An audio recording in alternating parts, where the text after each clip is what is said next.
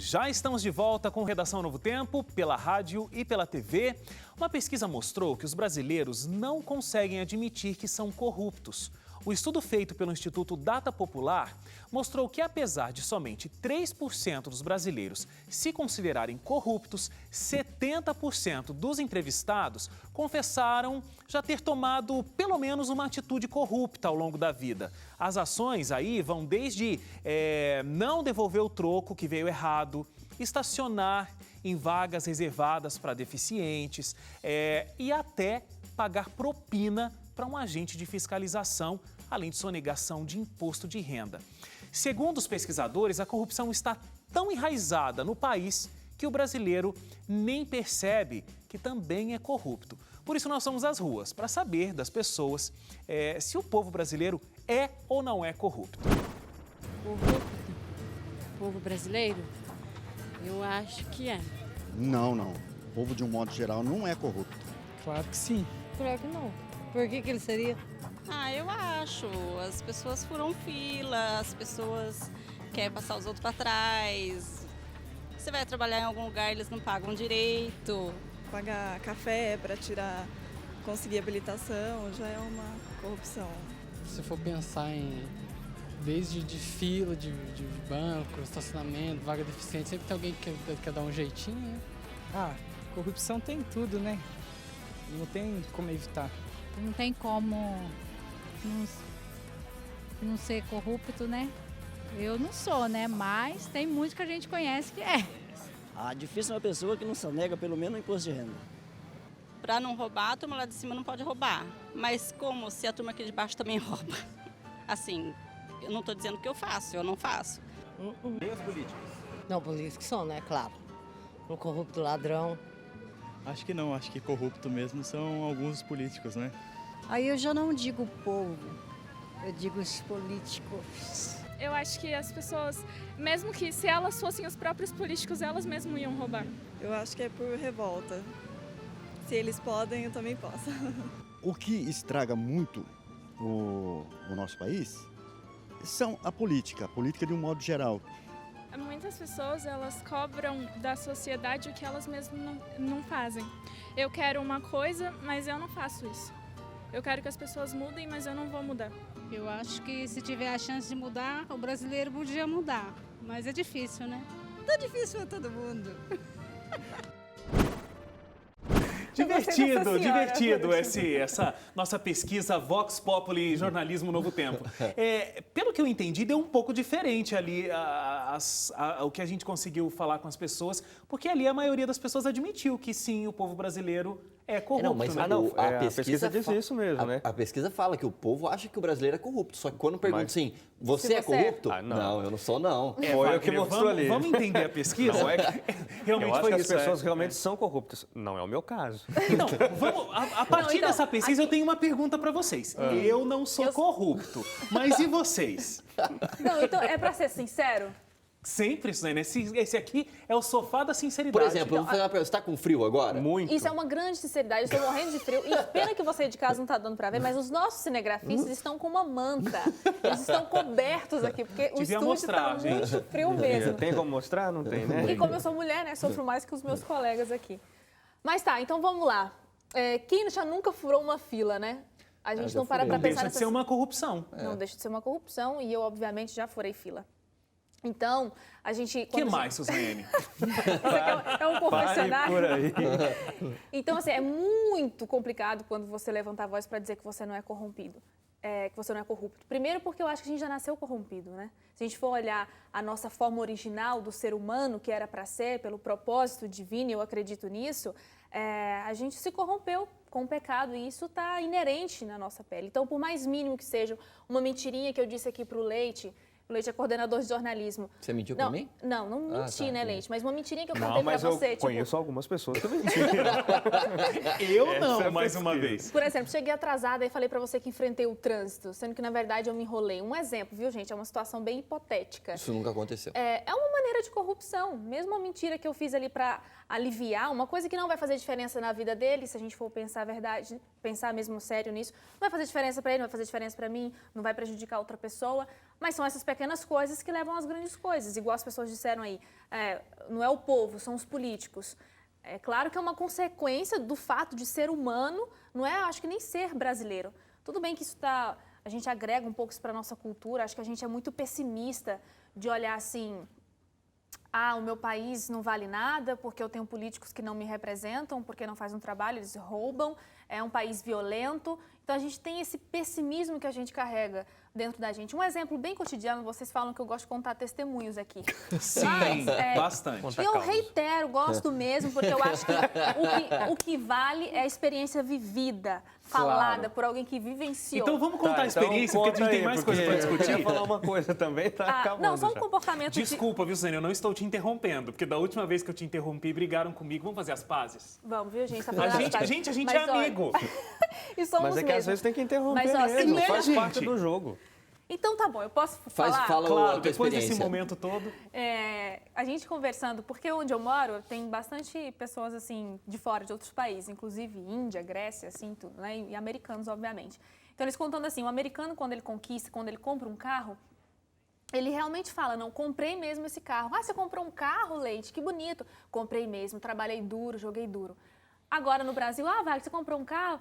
Que isso, nem é um carro tão assim. Às vezes o cara tá lá com um Corolla. É um carro simplesinho. Ou seja, um Corolla é um carrão. Então, pelo menos pra mim é, né? Então a gente é pessimista, né? De acreditar que realmente a gente não vale nada. E eu acho que quando a gente fala de corrupção, a gente não pensa na gente. É o primeiro passo. Mas o segundo passo, o fato dos políticos serem corruptos e a gente jogar assim, mas a população também é.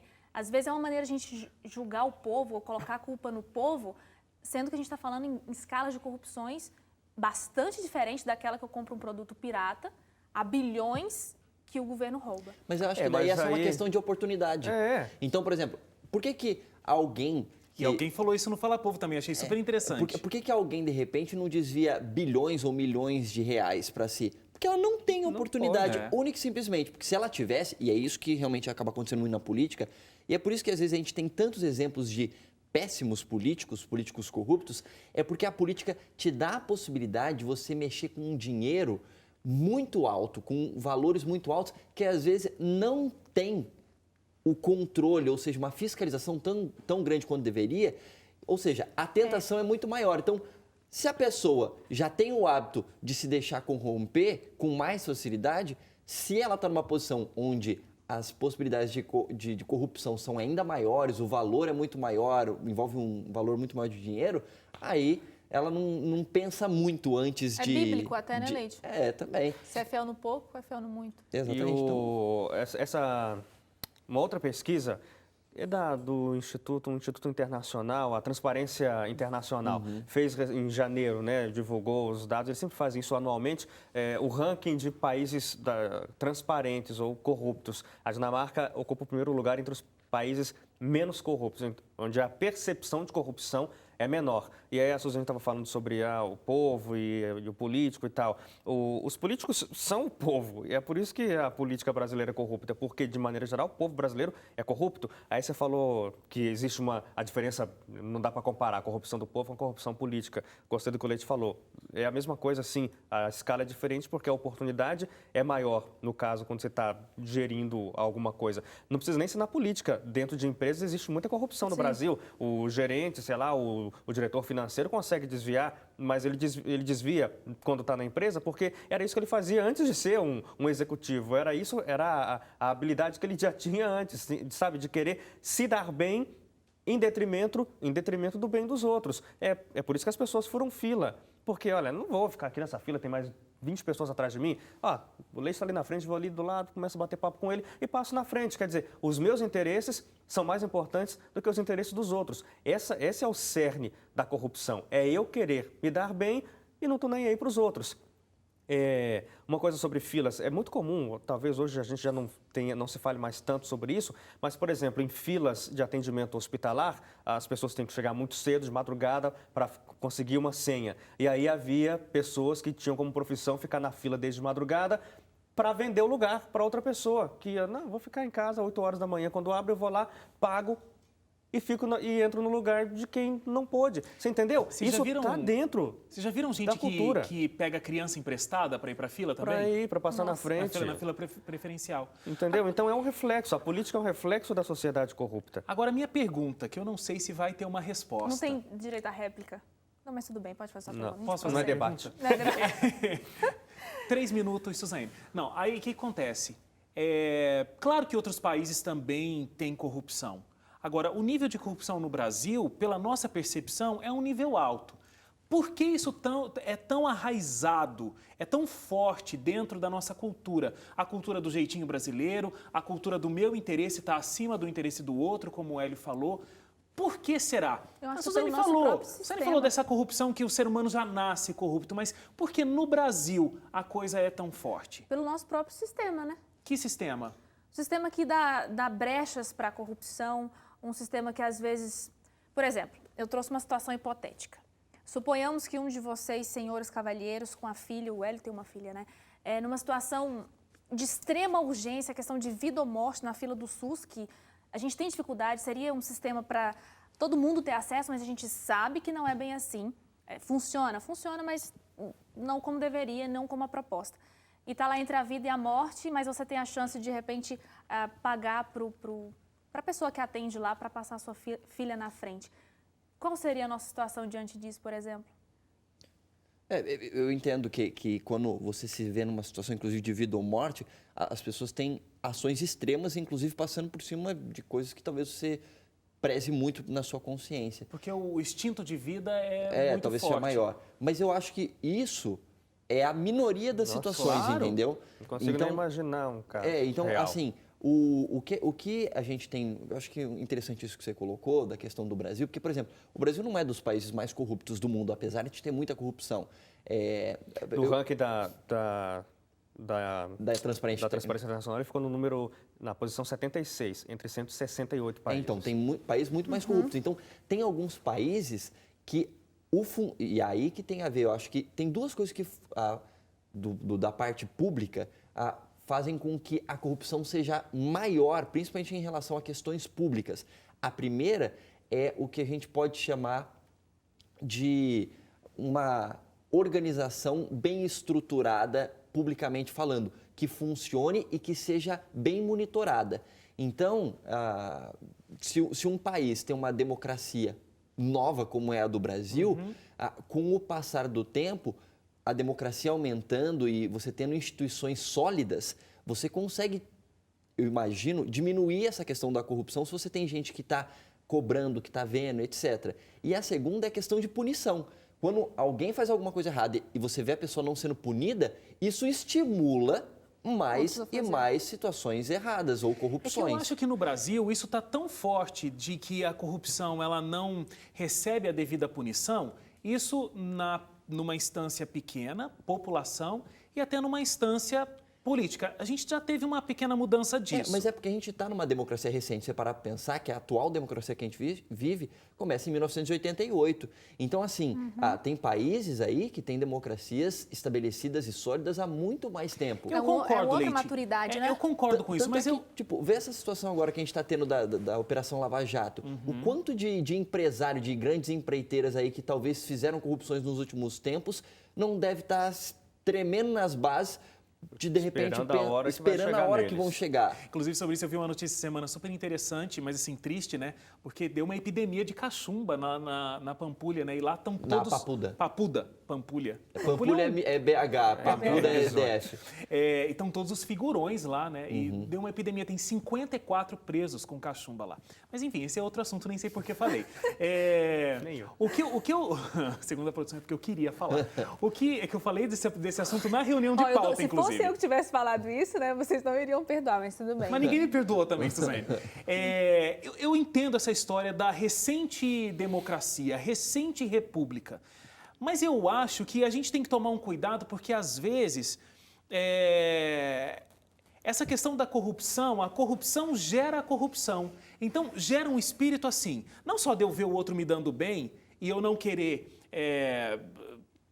fazer o meu trabalho bem feito para que eu me dê bem também, mas eu vi que ele se deu bem, eu também vou lá fazer do meu jeito. Mas a coisa assim, não foi impune, não aconteceu nada, não vai mudar. O Brasil não tem jeito. Então, se não for eu por mim mesmo, quem vai olhar por mim? Deixa eu ir lá e dar o meu jeito para a coisa sair mais rápida. Isso é um grande perigo nacional, porque aí eu só penso em mim, eu não penso no outro. Corrupção vai sendo um círculo sem fim e a gente não consegue encontrar o caminho de saída. Mas a gente está crescendo nisso, eu acho. Eu vejo com bons olhos, apesar de estar longe ainda, mas eu vejo com bons olhos. Por exemplo, a produção mesmo tinha trazido uns dados que eu nunca tinha parado para pensar. No passado, se você quisesse tirar um passaporte ou fazer uma coisa, você era refém de despachante.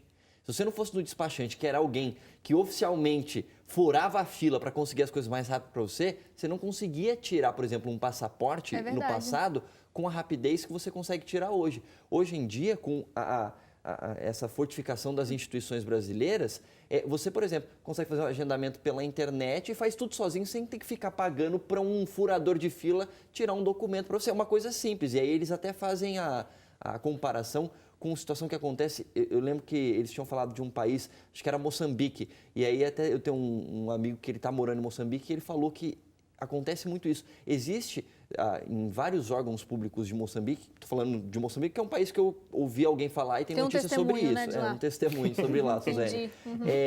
Que a pessoa... que ele fala assim... Para você conseguir, de repente, um documento, uma questão simples, você não consegue ali em Moçambique, pelo que ele me falou, sem pagar uma caixinha, um dinheirinho por trás para alguém fazer o seu documento passar. Então, senão ficar parado o tempo todo o teu documento lá. Você nunca vai ter. E aí que eu concordo com o Leite que a gente está avançando nesse